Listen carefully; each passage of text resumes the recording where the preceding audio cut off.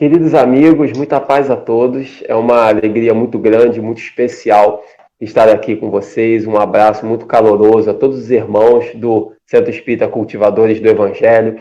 Agradecer o carinho da presença, da participação, agradecer o convite. E Deus, na sua misericórdia, nos permite, através da tecnologia, mantermos essa proximidade, mesmo que fisicamente estando afastado devido às necessidades atuais, mas a grandeza divina nos permite essa proximidade através da tecnologia. Bem-aventurados sejam os cientistas que nos permitem estar próximos. Então, que Deus abençoe a todos, sejam todos bem-vindos para mais uma reunião, mais um encontro de estudos e de reflexões.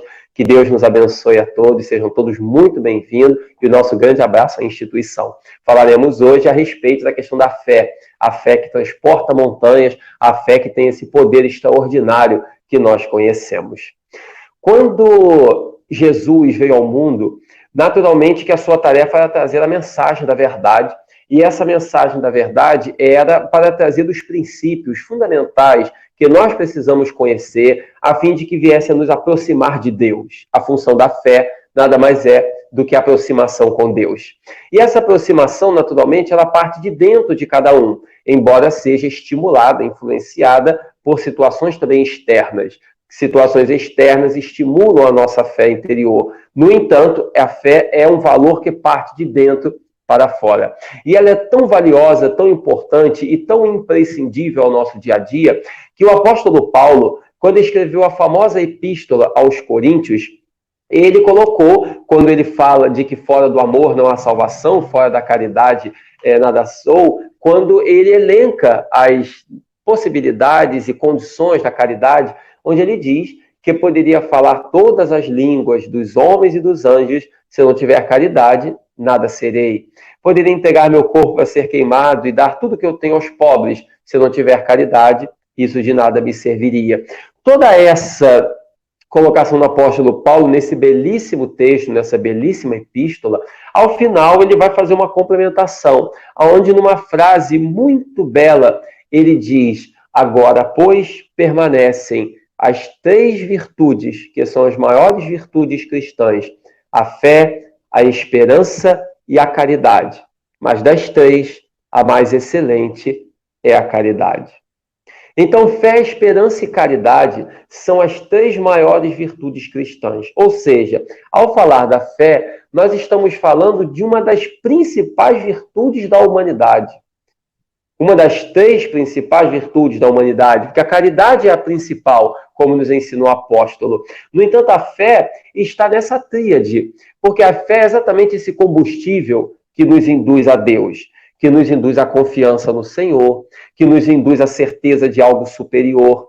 É essa força maior, como dizia a Madre Teresa de Calcutá, é essa força maior que nos liga ao Criador, e é a força mais potente que a humanidade conhece, é a força da fé, dizia a Madre Teresa de Calcutá. Não há força mais potente no universo, não só na Terra, do que a força da fé. E isso não é algo apenas uma colocação romântica de uma pessoa que foi imensamente religiosa como Madre Teresa. Na verdade, isso é um fato. E é um fato porque o que motiva as construções, tanto a nível espiritual como a nível material, tanto no campo religioso como no campo científico, filosófico, acadêmico, enfim, profissional, familiar, todas as nossas aspirações, quando se concretizam, elas se concretizam exatamente porque nós tivemos fé, tivemos esse sentimento de confiança verdadeira que nos induz a acreditar em um ser superior, que é Deus, que nos induz a acreditar em nosso mestre maior, que é nosso Senhor Jesus Cristo, e que nos induz a acreditar de que nós somos capazes, quando temos essa confiança no Criador, somos capazes de realizar grandes coisas. Não é à toa que no Evangelho segundo o Espiritismo, nesse capítulo da fé transporta montanhas, Kardec inseriu um texto muito belo, que nós deveríamos estudá-lo com mais frequência no movimento espírita. Um texto intitulado A Fé Humana e a Fé Divina. Esse texto é tão belo que ele diz ao final que se nós soubéssemos o poder que trazemos dentro de nós, poderíamos realizar tudo aquilo que até hoje se classificou de milagres e que, no entanto, não passa de um desenvolvimento das faculdades humanas. Esse texto, ao falar da fé humana e divina, ele demonstra que a fé divina é essa que nos induz ao Criador, a confiança irrestrita na bondade e na vontade de Deus, mas a fé humana é aquela que nos leva a acreditar no nosso potencial, no potencial do ser humano, no potencial realizador que nós somos. Porque se é verdade que tudo acontece com a permissão de Deus, não cai uma folha de uma árvore sem que Deus o permita, é Ele que faz com que se levantem as ondas, com que germinem as plantas. Se é bem verdade isso, como realmente o é, também é verdade que o ser humano, ao ter essa confiança em Deus, ele passa a adquirir uma capacidade de realização, quando tem firmes seus propósitos, imensa. Uma capacidade de realização grandiosa que faz com que... Uma capacidade de realização grandiosa que faz com que, partindo dessa fé no Senhor, nós tenhamos uma possibilidade de realização tão grande em nossas vidas, porque a motivação, o entusiasmo, o foco e a vontade de bem servir levar-nos-ão a construir coisas maravilhosas, a realizar as mais belas maravilhas que o mundo já viu. Porque se olharmos tudo que já foi feito hoje na humanidade, todas as obras são fruto da fé. A fé no sentido divino, que é a fé no Criador, e a fé no sentido humano, ou seja, que é a vontade firme do ser humano de realizar as coisas que ele sonha, que é a vontade sincera de acreditar que o ser humano é capaz de fazer, de realizar, de fazer coisas boas. Quando nós temos essa capacidade, desenvolvemos essa motivação em nós e aliamos essa motivação e esse otimismo pessoais com a confiança em Deus, nós conseguimos essas maravilhas. Foi exatamente por isso que Jesus disse: vós sois deuses, podeis fazer tudo aquilo que eu faço e mais, se tiverdes fé. De Jesus. Às vezes lemos rapidamente as palavras do Senhor e passa despercebido muitas informações. Vós sois deuses, podeis fazer tudo o que eu faço. O Senhor nos diz que nós podemos fazer tudo o que Ele faz. Jesus não iria inventar nem mentir para a humanidade. Se Ele disse, é porque realmente nós podemos fazer tudo o que Ele fez. E não o fazemos por quê? Por falta de fé. Esse desenvolvimento da fé é um dos maiores desafios que a humanidade tem. É um passo a passo diário que nós temos que empreender para construir esse reinado em nosso mundo interior e, consequente e concomitante a isso, no nosso mundo exterior, o que nos fará portadores de grandes realizações, visando sempre a construção de um mundo melhor, porque é para isso que estamos na Terra, para fazer uma diferença, para dar uma contribuição na construção de um mundo novo. É para isso que nós estamos no mundo. Essa contribuição na construção de um mundo novo, ela se dará sobre esse pilar que citamos, que o apóstolo Paulo reverencia como as 3 maiores virtudes cristãs: a fé, a esperança e a caridade. Quem se esforce por desenvolver essas 3 virtudes, no caminho correto está de ter uma existência proveitosa, produtiva e de cumprir muito bem a missão para a qual reencarnou na Terra. Sendo assim, é sempre imprescindível a reflexão que o Evangelho nos dá e que a doutrina espírita, que nada mais é do que o Evangelho redivivo, o Espiritismo nada mais é do que o retorno de Jesus, quando Jesus disse que viria, que voltaria, porque enviaria o Consolador, que o Consolador viria em seu nome, é exatamente a doutrina espírita que veio para trazer Jesus de volta, para reviver a mensagem cristã.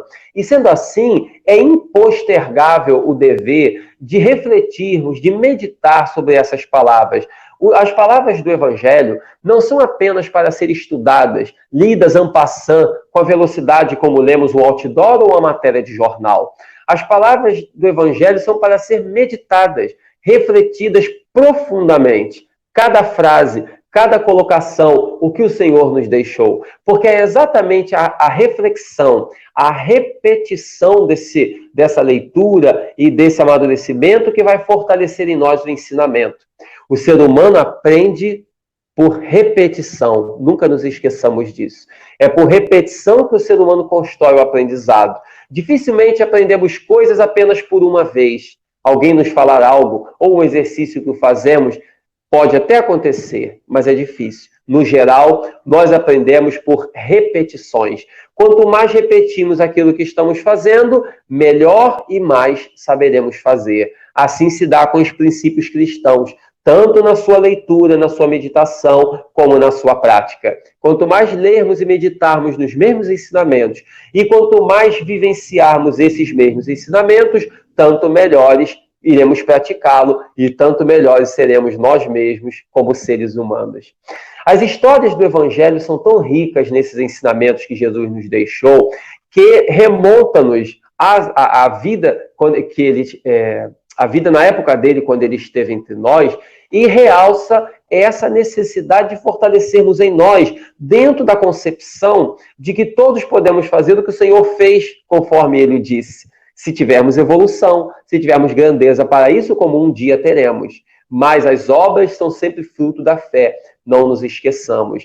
E aqueles que viveram com Jesus eram seres como nós, imperfeitos, caminhantes ainda de uma jornada. A única exceção ali era o Senhor. Nosso Senhor Jesus Cristo é que era o ser perfeito, o grande mestre que habitou a terra. Mas aqueles que com ele conviveram, os discípulos, as pessoas do povo, os governantes da época, eram pessoas iguais nós somos hoje. Imperfeitas, simples, com conflitos, com dúvidas, com tribulações. Todos eles eram exatamente como nós. Então, os exemplos que Jesus realizou com eles, poderia muito bem ter realizado conosco. Porque somos todos viajantes da mesma jornada, participantes do mesmo processo. Então, os exemplos que permearam aquele período poderiam acontecer com nós mesmos. E inúmeros deles demonstraram essa imponência e essa certeza da grandeza da fé. Por exemplo, um dos exemplos de fé que mais chama a atenção no Evangelho de Jesus, e que a mim particularmente é um dos mais belos, é quando Jesus está na casa de Simão Pedro, e havia muitas pessoas do lado de fora da casa. Muitas pessoas do lado de fora, e elas esperavam por Jesus, ou observavam. Jesus sempre trazia um ensinamento, sempre realizava alguma cura, alguma coisa, e então o Senhor estava na casa de Pedro, lá dentro, sentado, conversando com Pedro e com algumas pessoas. Quando, de repente, se aproximou um centurião, que eram os centuriões. Os centuriões nada mais eram do que os soldados romanos, e que eram temidos, porque os soldados romanos eram conhecidos pela sua agressividade, pela dureza com que tratavam as pessoas. E como o cristianismo sofria perseguições, que se intensificaram depois da crucificação de Jesus, era natural que as pessoas temessem. E os centuriões, os soldados romanos, eles eram reconhecidos muito facilmente pela roupa que utilizavam. Aquelas roupas que nós vemos muito nos filmes, que eram roupas pesadas e possuíam umas peças, tipo umas lantejoulas, que conforme eles caminhavam, elas faziam barulho. Então eles eram reconhecidos pela roupa que usavam e também pelo barulho que aqueles penduricários faziam quando eles caminhavam. E logo as pessoas do povo tinham um certo medo pela dureza com que era familiar no comportamento deles. Até que um desses centuriões se aproximou da casa de Simão Pedro, e as pessoas então abriram espaço com medo do centurião. O centurião apareceu na porta da casa de Simão. Jesus e Simão estavam lá dentro. Simão Pedro então olhou para a cena e ficou preocupado do centurião querer fazer mal a alguém, principalmente a Jesus. Ficou preocupado, e o centurião olhando para dentro de casa.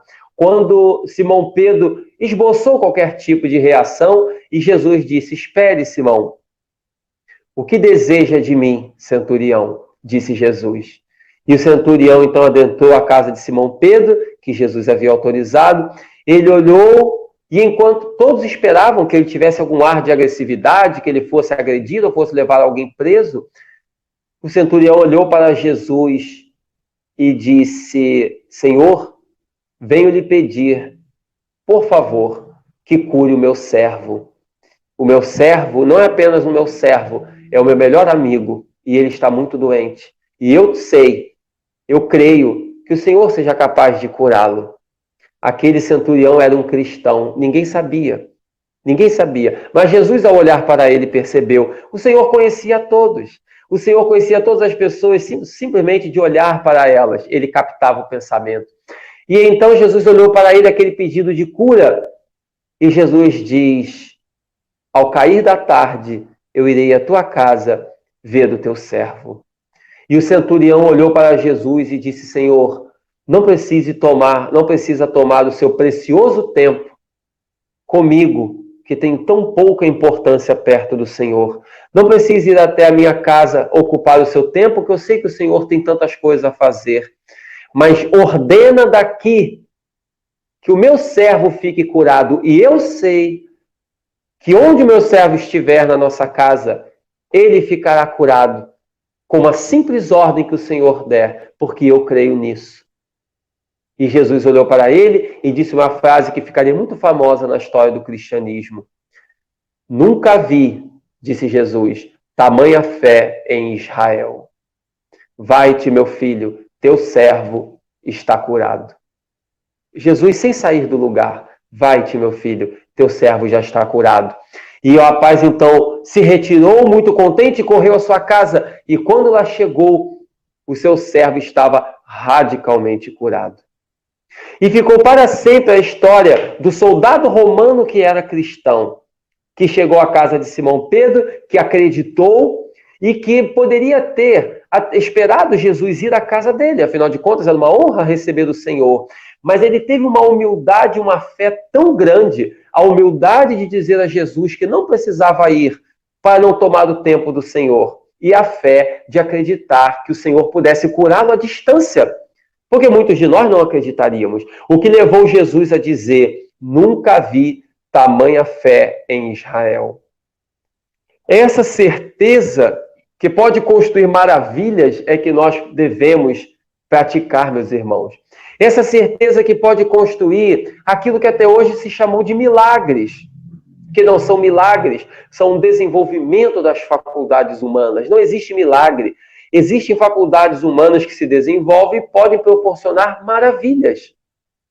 Muitos de nós, no lugar do centurião, provavelmente não acreditaríamos que o Senhor fosse capaz de curar. Ficaríamos muito felizes que o Senhor fosse à nossa casa. Talvez nem o Senhor indo à nossa casa ver o nosso servo, talvez nós acreditássemos. Mas ainda que acreditássemos com a visita do Senhor, não acreditaríamos provavelmente que ele pudesse curar à distância. Aquele homem acreditou tão firmemente nas palavras de Jesus, aquele homem acreditou no poder do Senhor de forma tão extraordinária, que lhe disse isso, que curasse à distância. E para Jesus dizer: nunca vi tamanha fé em Israel, é porque realmente aquele homem era extremamente fervoroso. Isso nos leva a uma reflexão muito importante sobre o papel da fé no nosso campo de realizações, no nosso campo de atuação. O papel da fé, ele nos leva a conseguir não apenas o lado religioso, o lado espiritual, porque atrela-se muitas vezes a fé apenas a questões religiosas. Então nós temos fé porque nós vamos ajudar os mais pobres, porque vamos ajudar necessitados, porque vamos fazer uma obra na igreja ou no centro espírita, porque nós vamos orar. Então nós temos fé. Tudo isso é uma demonstração de fé. Mas se também nós vamos fazer algo que não tem a ver com religião, mas que vai dar uma boa contribuição para a humanidade, a fé entra nesse processo de forma maravilhosa. A fé entra nesse contexto de uma forma fantástica. Todas as grandes coisas que foram feitas pela humanidade foram fruto da fé. Se olharmos à nossa volta, você que está aí na sua casa, eu que estou aqui na minha, tudo que está à nossa volta foi feito pela fé humana. Estamos dentro de nossas casas. Observe os objetos que há à sua volta. É um computador? É um celular? Uma televisão? Uma tomada? Uma parede? Uma cadeira? Um ventilador? Todos os objetos que estão à sua volta, à minha volta aqui. Tudo isso foi feito pela inteligência humana que, aliada à fé, realizou maravilhas. Nada disso existia. Nada do que nós vemos existia no princípio da humanidade. Tudo foi construção da inteligência humana, que com a permissão de Deus o fez. Mas não só com a permissão de Deus, também com o esforço humano. Porque Deus ajuda, como diz o ditado, aquele que trabalha. E dar-se-á aquele que tem. Ajuda-te a ti mesmo, que o céu te ajudará. Então, quando nós fazemos e cultivamos esse princípio, a confiança em Deus e aliamos essa confiança fazendo a conexão com a nossa vontade de bem servir, com o nosso desejo de ser bom, com o nosso desejo de construir boas coisas, nós conseguimos maravilhas. Aonde estão os nossos sonhos que ainda não realizamos? Será que não realizamos por falta de fé ou foi por falta de oportunidade? Em alguns casos foi falta de oportunidade. Temos que aguardar a oportunidade quando surgir o momento. Nem tudo nós conseguimos fazer de imediato. Mas quantas e quantas coisas não fizemos ainda por falta de fé? Por falta de fé, leia-se aqui, falta de confiança em Deus, falta de confiança em si mesmo, falta de motivação, falta de entusiasmo, falta de dedicação, falta de otimismo, de alegria de viver, falta de planejamento. Nós temos que transformar a nossa fé em obras, até porque a fé sem obras é morta, diria o apóstolo. Se a fé é a força mais potente do universo, como disse Madre Teresa de Calcutá, disse o apóstolo João, o evangelista, que a fé sem obras é morta. Temos que aliar a fé a essas boas realizações do nosso dia a dia. E essas realizações nos farão construtores, realizadores de um mundo melhor, para fazermos a diferença em um mundo que pede a nossa diferença cada vez mais. Reencarnamos para dar a nossa contribuição. Não nos reencarnamos para ficar comparando uns com os outros, para dizer que um faz mais do que eu, o outro faz menos do que eu, para competir, para que um seja melhor. Deixemos as competições com o mundo esportivo. No esporte, as competições são naturais. Afinal de contas, se um time disputa com outro, um dos dois terá que ser campeão. Então, no mundo do esporte, existe a competição. No mais, não permitamos que haja competições. Nosso ambiente de trabalho, nosso ambiente religioso, ambiente familiar, não nos preocupemos com competições. Esqueçamos um pouco as demais pessoas, no sentido competitivo que me refiro. Claro que temos que estar constantemente preocupados em ser úteis ao próximo, mas esqueçamos as demais pessoas nesse sentido competitivo e pensemos o que eu posso fazer de bom. Sempre haverá alguém melhor do que eu e alguém inferior a mim. Sempre haverá alguém mais inteligente e sempre haverá alguém mais ignorante. Sempre haverá alguém mais rico do que eu e sempre haverá alguém mais pobre do que eu. Se vivermos de comparações, viveremos sempre incomodados. Enquanto nos preocuparmos em ser melhor ou pior do que os outros, estamos no caminho errado. No momento que nos preocuparmos de ser melhores, cada vez melhores que nós mesmos a cada dia, estaremos no caminho certo. Se acordarmos a cada dia pensando o que eu posso fazer hoje de bom para a humanidade, o que eu posso fazer de hoje para ser melhor do que eu era na véspera, aí estaremos no caminho certo, porque é o que eu posso fazer para melhorar. É a mudança que está dentro de mim. E é essa mudança que espera que seja realizada para que cada um de nós exerça dentro dessa contribuição na construção de um mundo novo, exercitando a esperança, exercitando a caridade, exercitando a fé. Então, nesse contexto, lembremos constantemente, porque o que a doutrina espírita faz é exatamente fortalecer a mensagem de Jesus em nós. O Espiritismo não veio trazer nenhuma moral nova, disse Kardec. O Espiritismo veio trazer a mesma moral de Jesus reforçada. E o Espiritismo não veio trazer uma moral nova, é a moral cristã que está conosco. A moral cristã rediviva, reforçada, fortalecida. É a moral que o Espiritismo veio nos trazer, mas é a moral cristã. Mas como nós precisamos ampliar o conhecimento, aprimorar conceitos, aprofundar, conhecer melhor os ensinos de Jesus, o Espiritismo então aprofunda e aprimora a moral cristã. Mas a moral da doutrina espírita em nada difere da moral cristã, uma vez que Jesus é nosso modelo e guia, e o Espiritismo coloca Jesus como modelo e guia da humanidade, logo que a moral do Espiritismo é a moral cristã, porque o Espiritismo é uma religião e é uma religião cristã. Portanto, essa moralidade cristã que o Espiritismo nos prega perpassa por todos os princípios da fé, da esperança, da paciência, da benevolência, da humildade, todos os princípios que estão exalados ali no Evangelho, mas o principal deles é a caridade e logo depois a fé, que é o nosso assunto de hoje, passa como sendo um dos pilares centrais da nossa realidade como seres humanos, sem a qual ou sem o qual nós não podemos ser felizes, não podemos realizar. Essa confiança em Deus e essa confiança em nós mesmos, na nossa capacidade de realização, é imprescindível para que a vida seja plena de bons valores e de boas realizações. Quando falamos de Jesus, inúmeros exemplos vêm à memória das passagens que ele vivenciou. Por exemplo, uma das que mais ilustra a questão da fé foi naquele maravilhoso momento quando Jesus caminhou sobre as águas. Quem não se lembra daquele momento monumental, inesquecível, que Jesus caminhou sobre as águas? Quando os apóstolos saíram para pescar e estavam no mar com o seu barco, Simão Pedro era pescador, outros estavam com ele.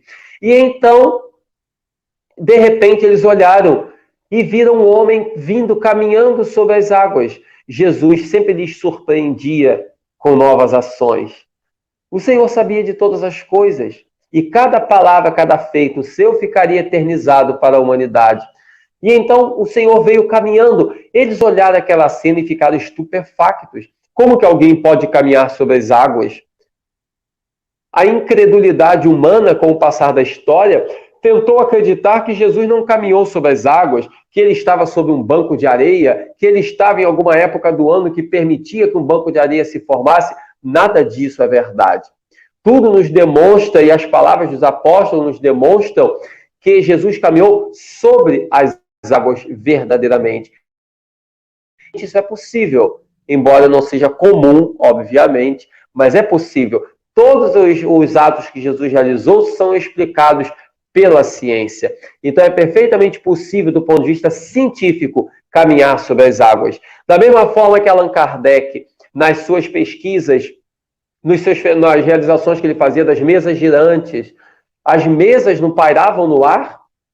Nós não víamos os fenômenos mediúnicos da tipologia tão bem retratados no livro dos médiuns, os fenômenos de efeitos físicos, que objetos pairavam no ar, mesas que se agitavam, que se levantavam, paravam, desciam, muitas vezes de forma leve, muitas vezes com força. Se objetos podem pairar no ar pela força mediúnica, pela força da paranormalidade humana, por que Jesus não poderia caminhar sobre as águas?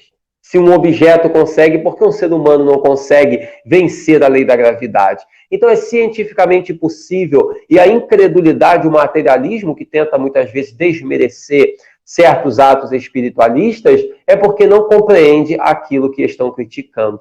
Mas então, voltando, Jesus vem caminhando sobre as águas. Os apóstolos olham estupefactos, ficam estarrecidos diante daquela cena positiva. O Senhor poderia fazer isso? Como o Senhor era capaz de realizar algo tão maravilhoso? E então eles olham, veem Jesus. Jesus começa a ficar um pouco mais próximo, embora não tão pertinho do barco, mas um pouco mais próximo. Simão Pedro, no seu amor por Jesus, na sua vontade de realizar, de fazer, de acontecer, ele olha Jesus de pé e ele diz: Senhor, faça com que eu caminhe sobre as águas também. E Jesus olhou para ele e disse: então vem, Pedro. Só disse isso. Jesus poderia ter feito 1000 discursos, poderia ter falado 1000 coisas. Porque Pedro disse: Senhor, faça com que eu possa caminhar também. Jesus poderia ter dado uma palestra de 2 ou 3 horas, falando sobre o poder do pensamento, o poder da água, o poder da física, o poder da química. Poderia ter feito 1000 coisas. Mas ele olhou para Pedro e disse: então vem, Pedro. Por quê? Porque naquele momento o Senhor queria fortalecer a fé. Ele queria: você não quer? Então vem, você pode, você é capaz. Vai e faz. Há momentos na vida que não precisa tantas informações. Alguns momentos precisamos. Alguns momentos precisamos de informações, de muita cultura, de muito conhecimento, de muita leitura. Outros momentos o que precisamos é basicamente confiança. Então Jesus diz: você quer vir? Vem, Pedro. Ou seja, bastava a Pedro confiar. Confiar em Deus acima de tudo. Confiar no Senhor que estava diante dos seus olhos. E confiar também em si mesmo, na sua própria capacidade, naturalmente. E ele então se arriscou a ir. Dizem os evangelhos que Simão Pedro saiu do barco, colocou um pé na água. Colocou o segundo pé na água, após sair do barco. e conseguiu por alguns segundos ficar de pé. Mas logo depois bateu um vento. O mar se agitou e ele então ficou com medo. E no que ele ficou com medo, ele começou a afundar. Como ele começou a afundar, ele disse: Senhor, salva-me. E Jesus olhou para ele e disse: ó homens de pouca fé. Então deu a mão para Simão Pedro, colocou-o de volta no barco, e então o próprio Jesus ali adentrou e ficou com eles dialogando. E ficou para sempre eternizada a famosa passagem quando Jesus, caminhando sobre as águas, demonstrou o poder da fé. Quando Simão Pedro, que conseguiu ficar por alguns segundos sobre as águas, demonstrou também o poder da fé. Porque o bonito aqui nessa história não é apenas Jesus ter caminhado sobre as águas, porque Jesus poderia fazer de tudo. Uma das coisas mais belas, talvez a mais bela, foi o fato de Simão Pedro ter conseguido ficar sobre a água. Porque Pedro era um ser humano como nós. Dizer que Jesus conseguiu caminhar não nos surpreende tanto, mas dizer que Simão Pedro conseguiu ficar alguns segundos sobre as águas nos surpreende muito e nos traz uma grande lição de que nós também podemos. Ele ficou alguns segundos com os dois pés sobre a água, logo depois afundou. Começou a afundar quando Jesus lhe ajudou. Então Simão Pedro conseguiu aquilo que qualquer um de nós pode conseguir, e não o fazemos pela falta da fé a que o Senhor se refere. Essa realidade, portanto, faz com que nós venhamos a entender a grandeza da fé dentro do Evangelho de nosso Senhor e trazendo para uma realidade interna, para a nossa vida, para a nossa realidade superior, para uma realidade maior, a qual nós estamos submetidos, a qual estamos mergulhados. E essa realidade maior a qual nós estamos mergulhados faz com que venhamos a desenvolver esses valores que ajudar-nos-ão em todos os períodos da nossa vida, que estarão conosco em todas as situações, não apenas em trabalhos religiosos, mas em todas as situações. Se olharmos as pesquisas científicas durante a história, todas elas são conquistas da fé humana e divina. Por exemplo, Thomas Edison, que foi o inventor da lâmpada, a lâmpada que nós conhecemos e que hoje ilumina a humanidade, a lâmpada que nos seus mais variadas formas e modelos ilumina a humanidade. Thomas Edison diz a história que antes de conseguir fazer a lâmpada, ele tentou quase 1000 vezes. E em todas elas ele não conseguiu. Alguma coisa dava errado. E ele ia tentando. E os seus ajudantes muitas vezes diziam: professor, não dá mais. Já tentamos muitas vezes. Já fizemos muito.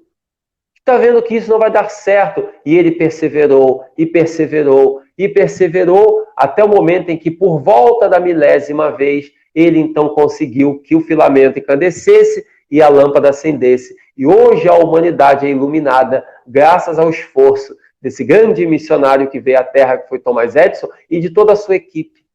Mas tudo isso por quê? Porque ele acreditou. Porque ele confiou que seria capaz. Porque ele acreditou que ele era capaz de fazer aquilo que foi feito. Porque ele acreditou em Deus e acreditou também em si mesmo, na perseverança. Porque aquele que perseverar até o fim, disse Jesus, será salvo. Aquele que perseverar até o fim é o que se salvará. É muito fácil começar um grande ideal. Difícil é permanecer nele. É muito fácil iniciar um grande projeto. O desafio é continuar dentro desse projeto. Vemos diariamente as pessoas abandonando coisas. Abandonando o trabalho, abandonando família, abandonando a religião, abandonando a si mesmo, muitas vezes.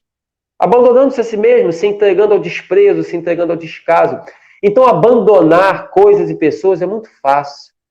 O grande desafio que fará a grandeza da nossa vitória é a perseverança. O grande desafio que fará a beleza da conquista é exatamente a continuidade. Chico Xavier dizia, nosso grande Chico Xavier, começar é fácil, perseverar é difícil. Chegar ao fim, muitas vezes, é crucificar-se, ou seja, é dar a vida pelo ideal. Nós estamos em uma época de pandemia. Aqueles que podem estão restritos dentro do seu lar. Aqueles que estão nas ruas trabalhando por necessidade, estão correndo muitas vezes um risco ou outro de se contaminar com alguma coisa, mas aqueles que estão trabalhando nos hospitais estão dando suas vidas por outras vidas. E isso tem um valor imenso para Deus. Estão dando suas vidas pelo bem de outras vidas. Eles se cuidam, se preservam, têm que se cuidar, se preservar. Nenhum de nós vai se expor de forma desnecessária, é evidente. Deus espera o bom senso de cada um de nós. Mas aqueles que estão arriscando suas vidas para cuidar de outras vidas, isso tem um mérito tão fantástico, meus irmãos, porque esse é o objetivo da vida, cuidar de outras vidas. Nascemos para servir, como diz o poema de Gabriela Mistral. Nós nascemos para servir. E tudo na natureza serve. A natureza serve a nós. Os animais servem à natureza. Os ventos servem à natureza. A nuvem serve à natureza. A água serve à vida. Tudo é servir. E o ser humano nasceu para servir. Essa grandeza, então, da fé que nos leva a servir, que nos leva a contribuir e que nos leva a colaborar para o bem das pessoas. Falamos de Thomas Edison, falamos dos médicos, dos enfermeiros. Poderíamos falar de tantos e quantos que povoam a humanidade e que estão pelo mundo dando uma contribuição. Como cada um de nós, a seu jeito, está procurando dar uma contribuição nesse período. Porque um período como pandemia, como esse que estamos vivendo, não é um período para ficarmos em casa reclamando do tédio, reclamando de tristeza, reclamando de solidão. Claro que qualquer um de nós, periodicamente, podemos sentir um pouco de solidão, um pouco de tristeza, isso acontece, é da vida humana. Mas que sejam pequenos momentos, porque o máximo dos nossos momentos tem que ser preenchido com as boas obras. Então vemos companheiros nesse período reclamando do tédio de estar dentro de casa. Ora, não é tédio ficar dentro de casa. Tédio é ficar dentro de um hospital. Aí é mais tedioso, é mais triste. Ficar dentro de casa é muito bom. Vemos companheiros reclamando muitas vezes que estar dentro de casa nos impede de realizar nossas vidas nas ruas, trabalhos e outras coisas mais.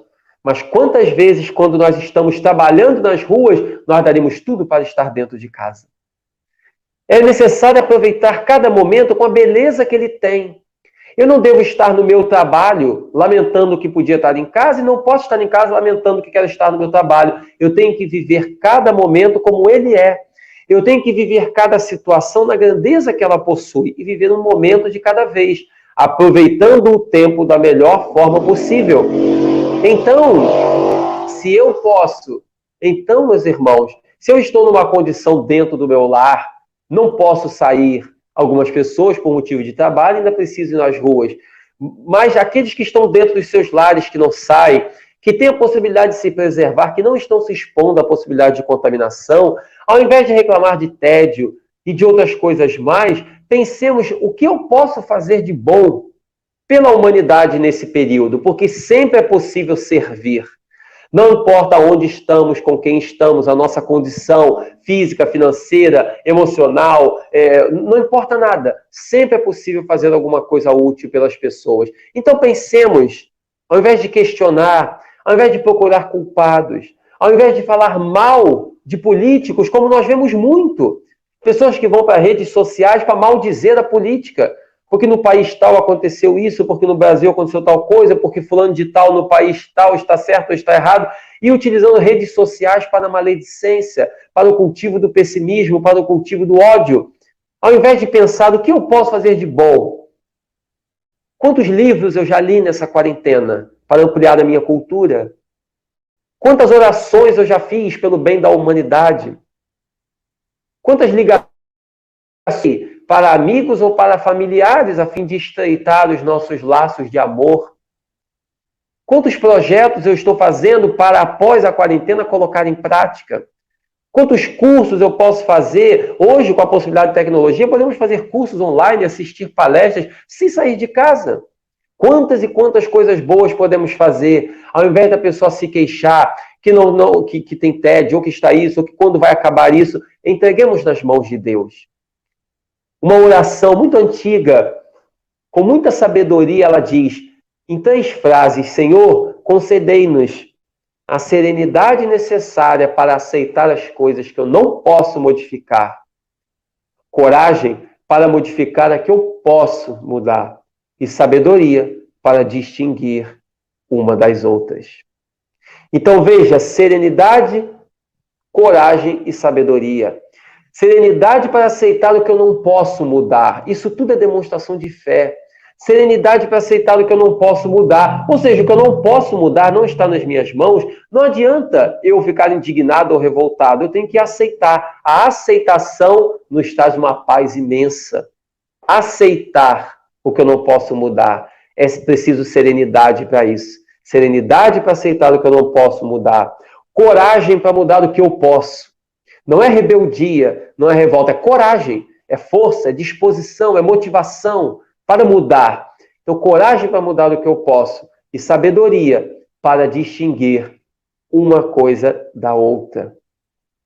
Essa sabedoria nos dará a coragem e a serenidade que nós necessitamos nesse momento tão especial pelo qual a nossa humanidade atravessa. Por isso Jesus vive, por isso Jesus é tão presente, por isso Jesus é tão verdadeiro, tão especial em nossas vidas.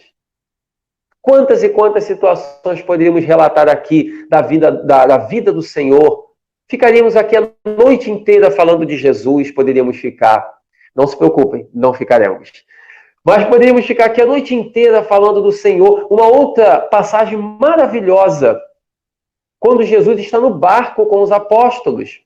E então, Jesus adormece. E ao adormecer, os apóstolos estão acordados. E então arma uma tempestade. Arma uma tempestade, o céu se fecha. Fica tudo nublado. Agitação, vento, possibilidade de temporal. O mar começa a ficar agitado, o barco começa a se mover. E eles então ficam nervosos. E então dizem, mas com tanta agitação, com essas tormentas, o Senhor está dormindo. Ele dorme. Enquanto nós estamos aqui preocupados. E eles então preocupados. E Jesus então acorda. Jesus desperta, olha o que houve. E eles então dizem, Senhor, olha o que está acontecendo. Estamos diante de uma situação difícil, a agitação, o medo, a preocupação. Jesus olhou para eles com a serenidade que lhe caracterizava, porque isso é uma característica das grandes almas, ainda mais das almas perfeitas como o Senhor, é a serenidade diante dos momentos difíceis, é uma característica da fé. Enquanto todos estão agitados, nervosos, a pessoa está em paz, está tranquila. Então Jesus olhou diante da agitação deles e disse, onde está a vossa fé? Ele olhou para o alto, abriu os braços de alguma forma, abriu as mãos, algum gesto ele fez, e então as nuvens se dissiparam, o temporal se desfez, o mar se acalmou, o barco então tranquilizou-se e tudo voltou à paz.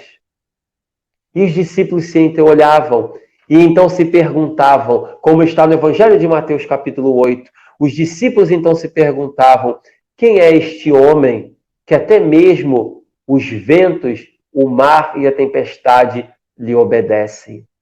Quem é esse homem? Quando olhamos situações como essa, percebemos a necessidade do fortalecimento desse valor em nós. A fé, como dizia a Madre Teresa de Calcutá, que é a força mais potente do universo. A fé que transporta montanhas. A fé que nos induz a Deus e que nos induz às realizações. As realizações em qualquer campo da vida que venha a contribuir a realizar os nossos sonhos, a ajudar as pessoas, a fazer coisas boas, a contribuir a construir atos nobres de caridade, de esperança. Ela que é uma das maiores virtudes do cristianismo. Essa fé que fez Jesus dizer ao centurião, nunca vi tamanha fé em Israel. Foi a fé que o Senhor levou a dizer ao centurião esse conceito. Esse famoso centurião chamado Cornélios, nunca vi tamanha fé em Israel. A fé que levou Jesus a caminhar sobre as águas e que levou Simão Pedro a caminhar sobre as águas juntamente com Jesus. A fé que levou os grandes missionários como Thomas Edison a descobrir a lâmpada e como tantos outros. A fé que levou todas as construções e realizações que podemos ver com os nossos olhos no nosso dia a dia, é a fé que contribuiu filósofos, escritores, religiosos, trabalhadores, engenheiros, trabalhadores das mais diversas profissões do dia a dia. Tudo que construíram, tudo que realizaram foi obra da fé, foi obra de quem acredita. E quanto mais fortalecemos em Deus a nossa confiança em nós mesmos, mais coisas poderemos realizar no mundo, meus irmãos.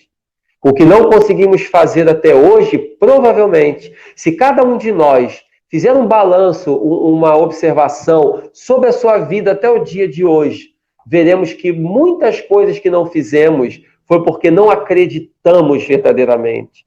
E por crença, entenda-se aqui, não só a crença pura e simples, mas também o entusiasmo e a motivação de acreditar e fazer. É porque não acreditamos. E aquilo que fizemos é porque acreditamos verdadeiramente. É só analisar tudo que fizemos até hoje. Foi porque verdadeiramente a pessoa quis. E aquilo que não fizemos é porque provavelmente nós não quisemos verdadeiramente. Porque querer é poder. Quando queremos, nós podemos. Dificilmente não conseguiremos fazer algo que nós queremos verdadeiramente. Acontece, é óbvio, nem tudo Deus nos permite realizar. Mas normalmente, o que queremos firmemente, nós conseguimos fazer. Nós conseguimos realizar. Porque é o poder da fé humana e divina. É o poder da fé em Deus e da fé em si mesmo. Os cristãos antigos, ameaçados, perseguidos pelo Império Romano, tendo muitas vezes que abandonar a própria família, eles marchavam para viver Jesus.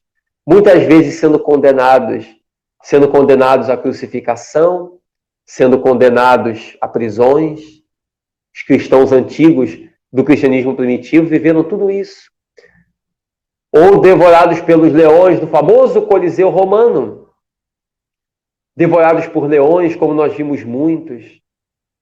Tudo isso, esse massacre humano que foi visto naquele período, mas eles marchavam intimoratos, firmes, porque a fé os conduzia. Não havia outro fator que os conduzisse. Qual fator faria a gente abandonar a família, abandonar a própria vida, sabendo que iria morrer, para poder se dedicar a um ideal, para poder se dedicar a uma causa, para poder se entregar a um ideal? E para muitos aquilo era uma loucura. Muitos diziam, como que esses homens e mulheres marcham para o Coliseu para serem devorados por leões, desrespeitam o Império Romano que é tão duro e cruel? Como que essas pessoas fazem isso? Por qual motivo? Mas eles tinham um motivo, era a sua fé, mais nada. Não havia nenhuma promoção especial, não havia nenhum recurso financeiro que eles fossem ganhar. Eles pagavam o preço, muitas vezes até do distanciamento familiar, do sofrimento físico, mas para poder ser fiel ao Senhor. Hoje, nós não precisamos mais ser devorados por leões.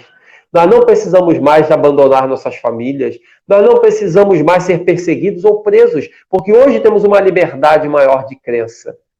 E onde está a nossa fé? Se os cristãos do passado, no meio de tantas dificuldades, eles cultivavam essa fé tão robusta, tão exuberante, onde está a nossa fé nesse período mais fácil de ser vivido, nesse período mais fácil de ser vivenciado, de fazer o bem, de construir, porque não temos outros desafios hoje, é verdade, mas não temos esses desafios de perseguições que havia no passado. Então hoje é mais fácil ser cristão. Onde está a nossa colaboração? Onde está a nossa fé verdadeira? O que falta para colocar os nossos projetos em prática?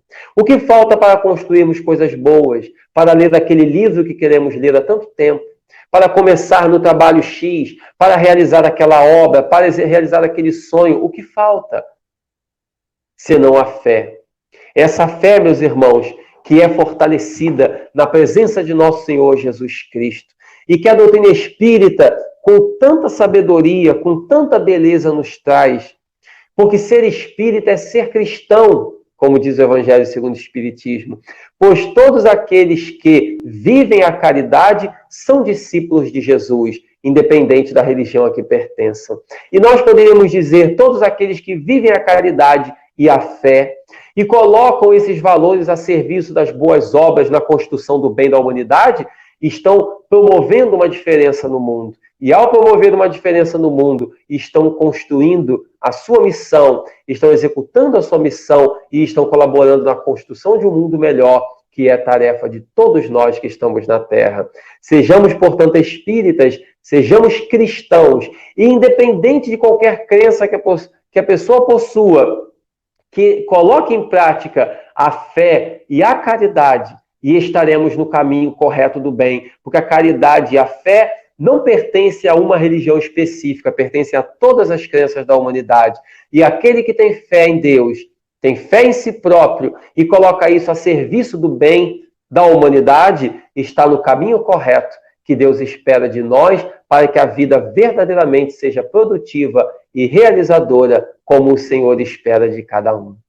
Eu agradeço a todos pelo carinho, da atenção, agradeço a oportunidade, o convite da família Cultivadores. Um beijo no coração de todos, que possamos cada vez mais fortalecer esses laços de união em nome de nosso Senhor. Muito obrigado, muita paz e fiquemos todos com Deus.